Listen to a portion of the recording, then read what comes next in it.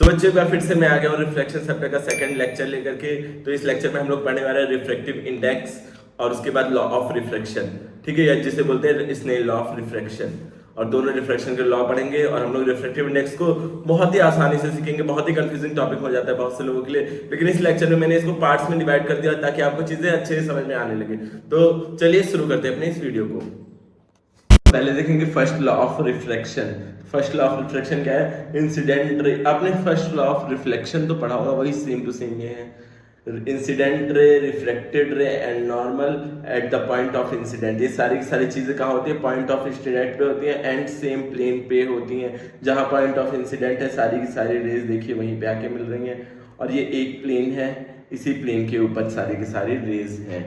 तो I hope आपको first law तो पता ही होगा पहले से, तो इस पर हम लोग ज़्यादा बकवास, ज़्यादा चर्चा नहीं करेंगे। हम बढ़ेंगे अपने जो सबसे मेन है सेकंड लॉ ऑफ रिफ्लेक्शन, जो कि थोड़ा सा कंफ्यूजिंग होगा, बट हम लोग पढ़ेंगे इसको बहुत ही आराम से, तो कोई कंफ्यूजन आपको होने ही नहीं दूंगा मैं। ठीक है, तो सेकंड लॉ ऑफ रिफ्लेक्शन क्या बोलता है कि अगर आप incident angle of incident and angle of reflection का साइन निकालो और उसका रेशियो निकाल दो, तो क्या हो जाएगा आपका? वो वेलोसिटी फर्स्ट सेकंड वाले मीडियम की वेलोसिटी और अपॉन फर्स्ट वाली मीडियम की वेलोसिटी के बराबर होगा, और जो कि कांस्टेंट होता है। ठीक है, थोड़ा सा टेक्निकल हो गया, तो टेक्निकल को आप लोग भूल जाओ।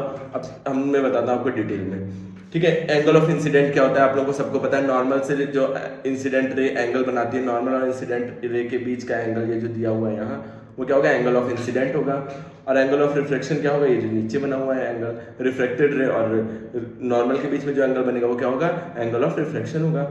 ठीक है, अब आप लोग ज्यादा बहुत कंफ्यूज नहीं होना है इसमें। ये अगर इन दोनों का अगर आप साइन रेशियो निकालोगे, आप लोग 9th क्लास से पढ़ते आ रहे हो ट्रिग्नोमेट्री, 9th में आप लोगों ने बहुत अच्छे से पढ़ा है ट्रिग्नोमेट्री। तो साइन क्या होता है बेटा? एक तरह का ट्रिग्नोमेट्रिक रेशियो होता है। ठीक है, 3-6 से ट्रिग्नोमेट्रिक रेशियो होते हैं, मैं भी पढ़ा चुका हूँ अपने वीडियोज में। तो उसमें से एक साइन रेशियो होता है। अगर आप किसी भी एंगल का साइन लो, इंसिडेंट एंगल का साइन निकालो और रिफ्लेक्टेड एंगल का साइन निकालो, दोनों को डिवाइड कर दो, तो जो सेकंड मीडियम की जो स्पीड है, speed of light in second medium upon speed of light in first medium के बराबर होगा। और ये कांस्टेंट क्यों होता है? आपको पता है स्पीड ऑफ लाइट कांस्टेंट है, हर एक मीडियम में एक फिक्स स्पीड होती है लाइट की, और दोनों मीडियम की जब आप डिवाइड करोगे तो हमेशा तो वैल्यू सेम ही आएगी ना। स्पीड तो आप चेंज नहीं कर सकते हो। सेकंड मीडियम में जो स्पीड है वो है, फर्स्ट मीडियम में जो स्पीड है वो है, आप उसको चेंज नहीं कर सकते हो। तो अगर दोनों को डिवाइड करोगे तो आना क्या? कांस्टेंट ही है। तो स्नेल लॉ यही बोलता है, सेकंड लॉ ऑफ स्नेल, कि ये अगर आप करोगे डिवाइड तो एक कांस्टेंट आएगा, और वो कांस्टेंट क्या होगा? v2 अपॉन v1 होगा। ठीक है, अब हम लोग देखते हैं ये v2 और v1 है क्या। v1 क्या है आपका? फर्स्ट मीडियम में वेलोसिटी। v2 क्या है? सेकंड मीडियम में वेलोसिटी। साइन r क्या है? Angle of refraction. Sine i क्या है? Angle of incident. ठीक है, अब अगर आप कुछ लोग ऐसे लिखते हैं इसी लॉ को, तो आप लोग कंफ्यूजन नहीं होना है। Sine i upon sine r, आगे हम लोग वैसे ही लिखेंगे v1 अपॉन v2 और इज इक्वल टू कांस्टेंट। ठीक है, अब इसका बस रेसिप्रोकल कर दिया, तो आप अब इसमें से कोई भी ये नहीं बोलेगा सर कांस्टेंट का भी रेसिप्रोकल कर देंगे, बहुत गलत बात है। ठीक है, आपको ये चीजें दिख रही होंगी, यहाँ पे विजुअल हो रहा होगा डायरेक्ट। ठीक, स्नेल लॉ क्या बताता है कि अगर आप एंगल को दोनों के रेशियो निकालो, तो अगर और दोनों के वेलोसिटी के रेशियो निकालो, वो दोनों बराबर होती हैं, बराबर होगा। और क्या होगा? एक कोई कांस्टेंट टर्म हो। कांस्टेंट टर्म क्यों होगा? क्योंकि v1 v2 के बराबर है, मतलब v1 v2 क्या है? कांस्टेंट है। दो कांस्टेंट का जब आप रेशियो निकालोगे तो वो भी एक कांस्टेंट ही आएगा। जैसे कि हम सर 2/3 करें या 3/2 करें, तो हमेशा क्या आएगा? 1.5 समथिंग ही आएगा। ऐसे ही तो आएगा, हर बार यही आएगा 1.5, चाहे आप कहीं से भी कर लो। ठीक है, तो ऐसे आप वेलोसिटीज को रेशियो निकालोगे तो हमेशा कांस्टेंट ही आना है। तो इसी से हमारा बना क्या? Refractive index. और यही सेम चीज क्या होती है? रिफ्रैक्टिव इंडेक्स n, इसी कांस्टेंट को n बोलते हैं। आगे देखते हैं रिफ्रैक्टिव इंडेक्स क्या होता है बेटा? v1 upon v2 is equal to refractive index. इस चीज को आप लोग थोड़ी देर भूल जाओ, इसको हम n बोलेंगे। ठीक है, रेशियोज को, दो मीडियम्स में एयर की जो वेलोसिटी है उसके रेशियोज को ही क्या बोलते हैं? रिफ्रैक्टिव इंडेक्स बोलते हैं। अब एक होता है एब्सोल्यूट रिफ्रैक्टिव इंडेक्स, और एक होता है, एक क्या होता है आपका? Relative reflective index. एक एब्सोल्यूट, एक रिलेटिव। अब देखो रिफ्रैक्टिव इंडेक्स का मतलब क्या है, सबसे पहले हम मतलब समझेंगे। मतलब क्या है कि दोनों में वेलोसिटी का आप रेशियोज निकालो, रेशियो को निकालो, उसी को क्या बोलते हैं? Relative refractive index.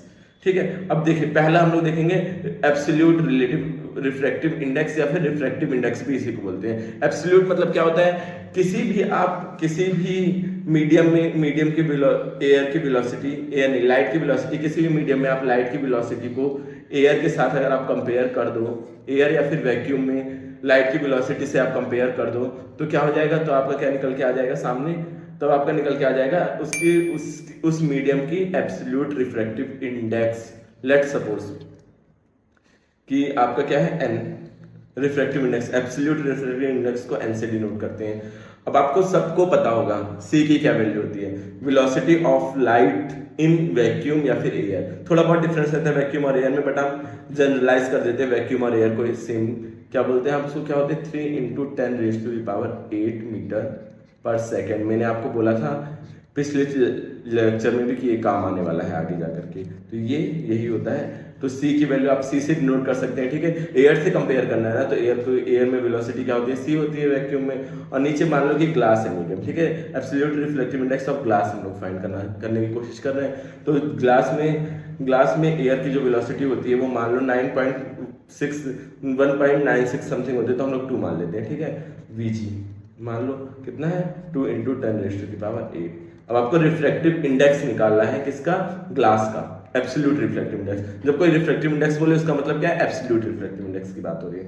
तो निकालो, तो क्या होगा, पहले आप सी लिखोगे, मतलब कि जो एयर का रिफ्रैक्टिव इंडेक्स है उसको, मतलब जो वेलोसिटी है उसको ऊपर, और नीचे, क्योंकि हम ग्लास का निकाल रहे हैं विद रिस्पेक्ट टू एयर, जिसके रिस्पेक्ट में निकालते हैं वो ऊपर होता है और जिसकी निकालते हैं वो नीचे होता है, ठीक है। तो अब ऐसे करेंगे 10⁸, ये कट जाएगा पूरा, और ये क्या आ जाएगा, ग्लास की रिफ्रैक्टिव इंडेक्स 1/5 आ जाएगी। इसका मतलब क्या हुआ 1/5 का, इसका मतलब ये हुआ कि जब भी आपकी लाइट ग्लास में एंटर करेगी तो इसकी स्पीड कितना कम हो जाएगी, 1.5 टाइम कम हो जाएगी स्पीड। रिफ्रैक्टिव इंडेक्स का यही मतलब है, एब्सोल्यूट मतलब यही है कि जब भी आपकी लाइट ग्लास एयर से लेकर के आपकी ग्लास में एंटर करेगी तो क्या होगा, उसमें चेंज, उसमें आएगा 1.5 टाइम्स कम हो जाएगी स्पीड, ठीक है। I hope you are getting my point कि 1.5 टाइम स्पीड क्या हो जाएगी, लेसर हो जाएगी जितना कि एयर में थी पहले, ठीक है। I hope you are getting my point. अगर आपको समझ में आ रहा है, मजा आ रहा है, तो वीडियो को पॉज करके लिख दीजिए सर अच्छा लग रहा है, मजा आ रहा है, चीजें मजे में सॉल्व हो रही है। और अभी टेलीग्राम में मुझे ज्वाइन नहीं किया आपने अभी तक, टेलीग्राम पे जाके ज्वाइन करिए और देखिए चीज़ों को। वहाँ पे मैं आप लोगों के साथ क्विज भी कराने वाला हूँ धीरे धीरे, डेली सुबह आपको क्वेश्चंस मिलेंगे, आप लोगों को आंसर देने होंगे, तो डिस्क्रिप्शन में लिंक है, जाके ज्वाइन कर लीजिए, ठीक है। तो अब आप लोगों को ये समझ में आएगा एब्सोल्यूट रिफ्लेक्टिव इंडेक्स क्या होती है। सिंपल क्या होती है, बस खाली अगर आप किसी भी light, velocity of light in air को कंपेयर करो किसी भी चीज की वेलोसिटी से, तो आपकी जो रिफ्लेक्टिव इंडेक्स निकल के आते हैं वही एब्सोल्यूट रिफ्लेक्टिव इंडेक्स होती है। कोई भी आपसे पूछे कि ग्लास के रिफ्लेक्टिव इंडेक्स बताओ, तो आप किसके कंपैरिजन में निकालोगे, कंपैरिजन में आप निकालोगे एयर के कंपैरिजन में, ठीक है। एब्सोल्यूट का मतलब ये होता है, एब्सोल्यूट का मतलब कुछ नहीं, बस खाली यही होता है, ठीक। अब आपको आई गेस आप लोगों को समझ में आ रहा होगा धीरे धीरे, क्योंकि सबसे ज्यादा जो स्पीड होती है लाइट की वो किससे होती है, एयर में होती है, तो एयर से ही सबका कंपैरिजन करते हैं। तो 1.5 मतलब 1.5 कम होना, ठीक है। I hope you are getting my point. तो चलिए, तो अब बात करते हैं हमारे नेक्स्ट टॉपिक की तरफ, जो कि क्या है, रिलेटिव रिफ्लेक्टिव इंडेक्स, ठीक है। और यार, और ये गलत लिखा हुआ, बस रिलेटिव रिफ्लेक्टिव इंडेक्स ही बोलते हैं इसको, और कुछ नहीं होता है इसमें, ठीक। तो चलिए देखते हैं हमारा क्या है रिलेटिव रिफ्लेक्टिव इंडेक्स, क्या चीज है। देखिए, अब 2 मीडियम्स हैं, एक है मीडियम 1 और एक है मीडियम 2, ठीक है। अब इन दोनों के बीच में हम कंपैरिजन करेंगे रिफ्लेक्टिव इंडेक्स का, लाइट की स्पीड में क्या फर्क आ रहा है, तो वो क्या हो जाएगा, रिलेटिव रिफ्लेक्टिव इंडेक्स हो जाएगा, ठीक है। जो हम लोगों ने पहले एयर से कंपेयर किया तो क्या हो गया, एब्सोल्यूट रिफ्लेक्टिव इंडेक्स। अब रिलेटिवली बात करेंगे, मतलब 2 चीजों की बात करते हैं ना, रिलेटिव मतलब होता है कि 2 चीजों में कंपेरिजन करना, तो हम लोग यहाँ 2 चीज की कंपेरिजन कर रहे हैं। तो देखिए, एक मीडियम है, दूसरा मीडियम है, एक रेयरर है, एक डेंसर है। आपको कैसे पता चला एक रेयरर है, डेंसर है, क्योंकि यहाँ पर क्या हुआ है, फर्स्ट वीडियो याद करिए, एक जमाना से मैंने पढ़ाया था कि जब भी रेयरर से डेंसर में जाती है लाइट रेज, तो क्या होती है, बेंड हो जाती है नॉर्मल की तरफ, और यही था हमारा पहला, मतलब लॉ नहीं था ये मैंने आप लोगों को बताया था फर्स्ट वीडियो में। तो अब देखिए, अगर N1 और N2 की बात करें, N1 N2 मतलब क्या कि 1 से लाइट आ रही है और 2 में जा रही है, 1 से आ रही है लाइट, मीडियम 1 से आके 2 में चली जा रही है। और रिफ्लेक्टिव इंडेक्स की बात करें, दोनों की कंपैरिजन किया जाए, तो कंपैरिजन देखिए कैसे कर सकते हैं। पहले हम बात करते हैं N1 की। N1 क्या हो जाएगा बेटा, C, और अगर वेलोसिटी V1 है, मान लो लाइट की वेलोसिटी इसमें V1 है और इसके रिफ्लेक्टिव इंडेक्स क्या है, N1 है, ठीक है। अब N2 की बात करते हैं, तो N2 क्या हो जाएगा आपका, C V2, ठीक है। आप एब्सोल्यूट बात कर रहे हो, ये वाले मीडियम के लिए भी एब्सोल्यूट, ये वाले मीडियम के लिए भी एब्सोल्यूट बात कर रहे हो, एब्सोल्यूट रिफ्लेक्टिव इंडेक्स दोनों की है। अब दोनों को जब कंपेयर करना है, कंपेयर करने का मतलब क्या, दोनों को डिवाइड करना। अब दोनों को डिवाइड करो, आप यहाँ साइड में बैठ करके डिवाइड करो, C V1 upon C V2। आपका ये क्या होगा, कैंसिल हो जाएगा। और अब क्या बनेगा यहाँ, v2 अपॉन v1। याद रखने वाली बात क्या है, अगर आप फर्स्ट के रिस्पेक्ट में सेकंड की रिफ्रैक्टिव इंडेक्स पता कर रहे हो तो क्या उल्टा हो जाता है। रिफ्रैक्टिव इंडेक्स तो n1 अपॉन n2 ही होता है कंपैरिजन में, अगर दोनों की वेलोसिटी से कंपेयर करना है तो v2 अपॉन v1 हो जाता है। देखिए क्योंकि मैंने डेराइव भी करके आपको दिखाया है यहाँ पे v2 अपॉन v1 क्यों हुआ, क्योंकि आपका क्या हो गया है, दोनों का अगर आपने थोड़ा सा ये डेरिवेशन याद रहेगा तो आपको चीज़ें याद रहेंगी कि v2 अपॉन v1 क्यों होता है। और अगर आप दो चीज़ों में, अब सिंपल सी बात, सब कुछ छोड़ो सारी झंझट, अगर दो चीज़ों के आपको रिफ्रैक्टिव इंडेक्स निकालनी है, फर्स्ट का रिफ्रैक्टिव इंडेक्स निकालना है with respect to second, first का रिफ्रैक्टिव इंडेक्स निकालना है with respect to second, first का मैं निकाल रहा हूँ, ये फर्स्ट मीडियम है, और with respect to second medium में, तो आप क्या करोगे, वेलोसिटी दूसरे वाले के ऊपर रखोगे, पहले वाले के नीचे लिखोगे, ठीक है। और ऐसे ही सेकंड कंडीशन में अगर 2 के रिस्पेक्ट में 1 का निकाल रहे हैं, मतलब 1 के रिस्पेक्ट में 2 का निकाल रहे हैं, तो वेलोसिटी ऊपर नीचे होती रहेगी, ठीक है। आई होप आपको अब तो समझ में आ रहा होगा, 1 की रिफ्रैक्टिव इंडेक्स 2 के रिस्पेक्ट में, 2 की रिफ्रैक्टिव इंडेक्स 1 के रिस्पेक्ट में, बस वेलोसिटी उल्टी हो जाती है, रिफ्रैक्टिव इंडेक्स वही रहता है सेम। तो आई होप आप लोगों को ये रिलेटिव रिफ्रैक्टिव इंडेक्स भी समझ में आया होगा और ये एब्सोल्यूट रिफ्लेक्टिव इंडेक्स भी समझ में आया होगा। देखिए हमने क्या क्या फॉर्मूले पढ़े, वो सारे सारे फॉर्मूले यहाँ लिखते हैं। अभी खत्म नहीं हुआ है लेक्चर, हम लोग कुछ क्वेश्चंस भी सॉल्व करेंगे, फिर जाके सेशन खत्म होगा, ठीक है। पहले हम लोग यहाँ पे लिख लेते हैं, यहाँ पे हम लोग लिख लेते हैं क्या चीज़ें हैं, हमने क्या क्या पढ़ा आज। एक एक्स्ट्रा पेज लेना पड़ेगा मुझे ये सब चीज़ें लिखने के लिए, स्लाइड लेते हैं, यहाँ पे लिखते हैं आज हम लोगों ने क्या क्या पढ़ा है, सारे फॉर्मूले, ठीक है। अब एब्सोल्यूट रिफ्रैक्टिव इंडेक्स जिसको एन से डिनोट करते हैं वो क्या होता है, यू सी अपॉन वी। सी क्या होता है, speed of speed of light in air, और वी क्या होता है, speed of light in that medium, ये हो गया आपका।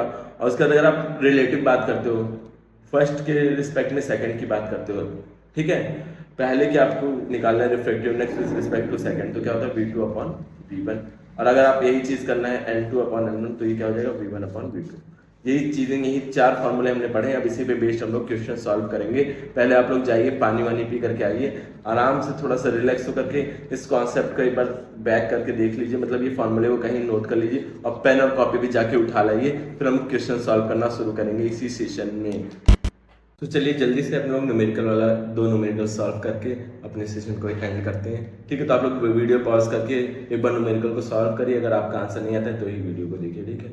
अब क्या दे रखा है, speed of light in water, क्या दे रखा है, speed of light in water, तो वी एल इसको हम लिख लेते हैं, ठीक है।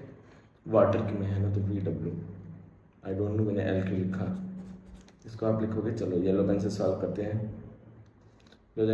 डब्ल्यू वी डब्ल्यू कितना दे रखा है, 2.5 इंटू 10⁸ मीटर पर सेकेंड। आपको क्या फाइंड करना है, रिफ्रैक्टिव इंडेक्स ऑफ वाटर क्या होता है, n is equal to c upon डब्ल्यू, तो ये n इज इक्वल टू क्या हो जाएगा, c क्या है 3 इंटू 10⁸ और ये क्या है 2.25 इंटू 10⁸ 10⁸ से 10⁸ कट जाएगा, बचेगा क्या, n is equal to 3 upon 2.25, यहाँ पे 2 0 बढ़ जाएगा। अब आप लोग इसको कैलकुलेट करिएगा, 1 पॉइंट समथिंग आएगा, ठीक है। I am not going to tell you the answer, तो कैलकुलेशन पार्ट आप लोग खुद से करेंगे। अब मैं कैलकुलेशन करने बैठा तो ये सेशन बहुत ही ज़्यादा लंबा चलता चला जाएगा। हम लोग देखते हैं सेकंड क्वेश्चन। सेकंड क्वेश्चन में क्या दे रखा है, रिफ्रैक्टिव इंडेक्स ऑफ वाटर दे रखा है, मतलब एन डब्ल्यू गिवन है कितना, 4/3, एन डब्ल्यू कहो या एन कहो कुछ भी, और speed of light in vacuum आपको पता है, ये अगर नहीं भी दिया होता तो भी आप खुद से मान लेते इसको। अब आपको फाइंड क्या करना है, फाइंड करना है speed of light in water या velocity of light in water.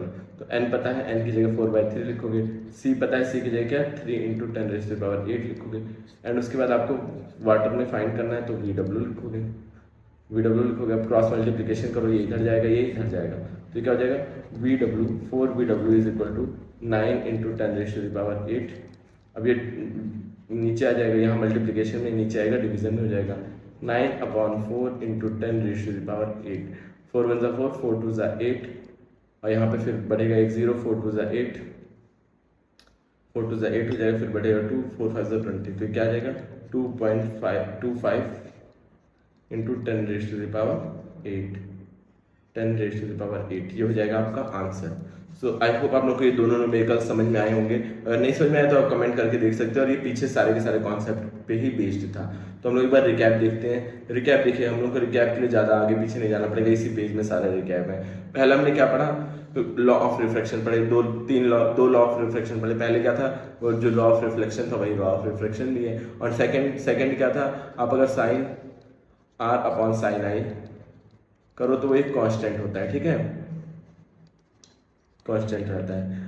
और या फिर sine r upon sine i करो या sine i upon sine r करो, कांस्टेंट होना ही है साइन आई अपॉन साइन। और वो कांस्टेंट क्या होता है, v1 अपॉन v2 के बराबर होता है, मतलब वेलोसिटी की दो चीज़ों की कंपैरिजन कर दो उसके बराबर रहता है, ठीक है। और सेकंड आपने क्या पढ़ा, absolute refractive index. Absolute refractive index का फॉर्मूला क्या होता है c अपॉन वेलोसिटी। एंड आपका अगर रिलेटिव की बात किया जाए, n1 n2 की बात किया जाए तो क्या होता है v2 अपॉन v1, एंड ऐसे ही n21 की बात किया जाए तो v1 अपॉन v2, ठीक है। अब इससे रिलेटेड न्यूमेरिकल्स आप लोगों को टेलीग्राम पे मिल जाएंगे, आप लोग वहाँ पे प्रैक्टिस कर सकते हैं। एंड आपकी बुक के बैक एक्सरसाइज में भी बहुत सारे न्यूमेरिकल दिए होंगे, तो आप लोग जरूर प्रैक्टिस करिएगा। अगर आपको सेशन पसंद आया तो वीडियो को लाइक कर दीजिए, चैनल को सब्सक्राइब कर दीजिए एंड शेयर कर दीजिए अपने स्टडी व्हाट्सएप ग्रुप पे। Thank you for watching.